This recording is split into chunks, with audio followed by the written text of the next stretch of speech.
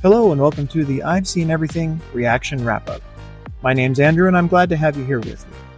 This is where I share my thoughts, rating, and review following my most recent reaction or watch-along video. To find these reaction and watch-along videos, please visit @SeenEverything over on YouTube. Please be sure to click the follow button here on the podcast, and for those listening on Apple Podcasts, a rating and review would be greatly appreciated. And now, on to this episode's wrap-up for The Holdovers.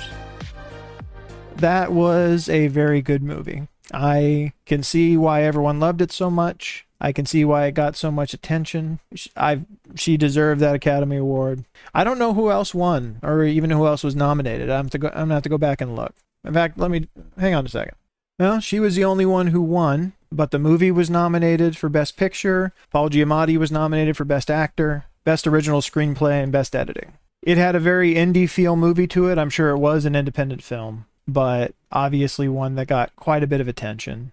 That really went for... It's so much harder to do period stuff. It's such a decision to do that. It automatically makes movies like that more expensive to shoot. But not a real complicated movie, and it doesn't need to be. Just a simple story about three unlikely people being brought together to help each other heal a little bit from the things that they're going through in their lives, to help open them up a little bit in ways that they haven't been able to accomplish themselves.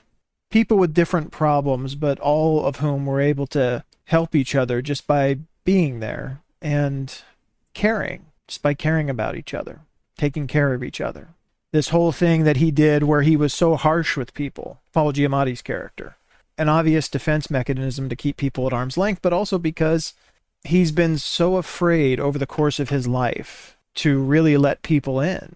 He's been self-conscious about himself. He's just socially awkward and doesn't know how to deal with people. And that, combined with some things that have happened to him in his life, have just left him alone and bitter and angry.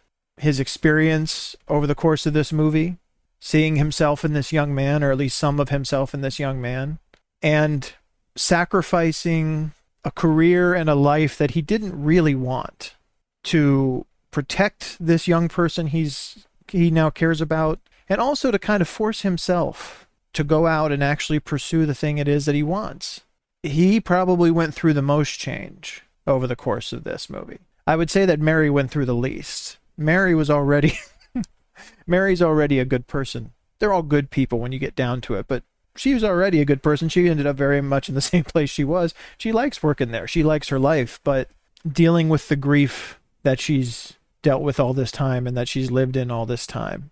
Movies like this don't wrap it up all nice for you, not necessarily all the time show you the happy endings, show you, oh, Mary ends up with somebody, or, does this in her life and, is not as sad about all the tragedy anymore. Or, this is where Paul ends up as far as where he's going to travel, or this is what Angus ends up going off to do once he graduates. You just have to kind of imagine that, and it's left up to chance. But you hope that someone like Mary will, in her own ways, be able to let light back into her life again. She's trying to, reconnecting with her, well, I shouldn't say reconnecting, I don't know if they were ever completely disconnected, but, focusing on the positive, focusing on new life, her sister having a child, her having a new niece or nephew, and Angus being able to proceed into his adulthood with a little more confidence in himself, maybe. Some encouragement from people who have actually gotten to know and care about him. I mean, that was the other part. It feels like that was part of the real tragedy of the loss of his father to the psychological issues that his father developed, was that it felt like his father was someone he really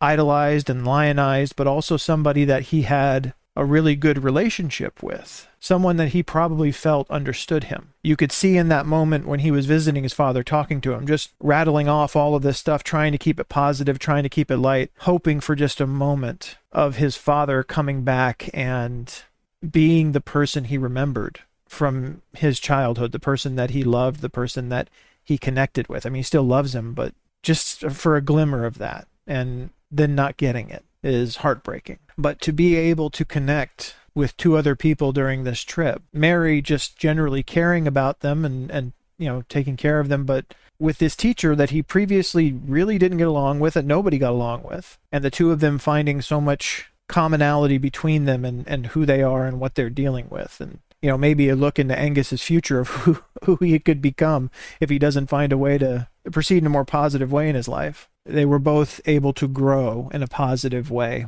by this experience that they had together. And that's all the movie is. That's all the movie needs to be. Three people who think they know each other, forced into a situation together, who open up and give each other a chance, there to support each other emotionally and end up better for it. It was a great little movie. So for The Holdovers, I'm going to go ahead and give this one 4.5 stars. I really enjoyed it. I'm really glad I watched it. Thank you all for voting for it. I really appreciate it. This is one that I had meant to watch since I saw the trailer. The way it happens with these things anymore, sometimes they fall by the wayside and you never get around to watching them. So if I hadn't watched it now, I don't know when I would have gotten to it. So thank you. I really appreciate it. I hope all of you are having a really nice holiday. I'm enjoying these holiday movies. We got one more week to go, and I will see you on that video. Thank you for stopping by here. If you'd be so kind, please go ahead and rate, comment, and share this episode of the podcast. Really helps me out here so you can see when I'm putting out new videos. And I will see you next week for our last holiday movie. Take care.